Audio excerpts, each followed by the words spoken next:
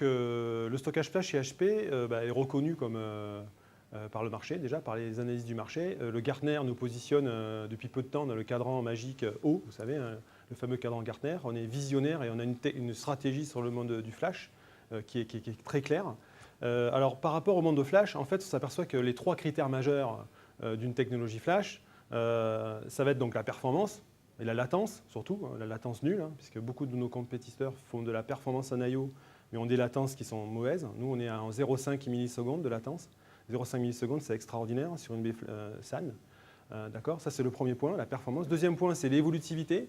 L'évolutivité, c'est aussi un facteur clé du stockage flash. La possibilité de partager ce stockage flash sur plusieurs serveurs et ne pas l'avoir bloqué finalement sur un serveur unique. Donc là, HP, nous, on a notre ASIC, notre processeur, notre ASIC qui va nous permettre de pouvoir en fait faire de la déduplication jusqu'à des capacités de stockage de plusieurs pétaoctets, donc l'évolutivité. Le troisième point, c'est le prix, hein, puisque dans la conscience universelle, le stockage flash est assez cher. Donc grâce en fait, aux technologies d'optimisation natives qui sont gérées par ce processeur, cet ASIC 3 parts, on va pouvoir en fait faire baisser le prix du stockage pour qu'aujourd'hui, en fait, ce prix est équivalent à un disque traditionnel, 10 000 tours. Mais il ne faut pas s'arrêter en fait à ces trois aspects. Hein. On ne va pas s'arrêter là chez HP. La plupart de nos concurrents s'arrêtent à ces trois points. On va continuer la discussion en fait, autour de l'endurance du stockage flash, puisqu'on a des technologies de disques de 3,84 téraoctets qui sont énormes en termes de capacité.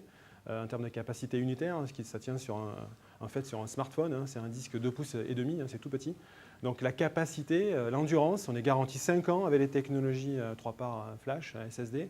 Donc ça c'est un point aussi qui nous démarque de notre concurrence, cette grosse capacité.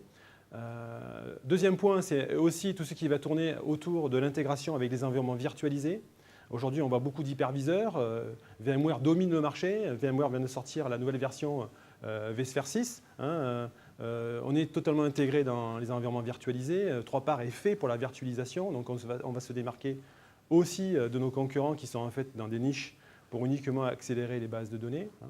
Hein. Troisième point, c'est un client qui utilise du stockage flash va vouloir aussi un jour éventuellement avoir 2 data centers, sécuriser son data center.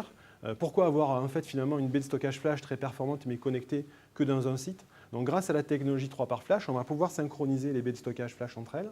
On va pouvoir faire ce qu'on appelle du peer persistence, certifié dans le vCluster, Metro Cluster de VMware.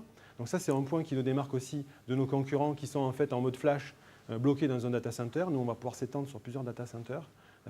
Et le dernier point, c'était aussi le sujet de notre annonce Discover il y a 15 jours, c'est en fait fédérer nos baies de stockage 3 parts, puisqu'on va pouvoir les assembler entre elles, les regrouper entre elles, pouvoir déplacer les données entre elles, qui apportera beaucoup plus de souplesse finalement pour pouvoir par exemple commencer par une technologie de stockage hybride avec du flash et du traditionnel dans une même baie de stockage, et pourquoi pas au fil du temps déplacer ce stockage traditionnel vers du stockage flash. Donc on a cette mobilité, on appelle ça la fédération du stockage chez HP.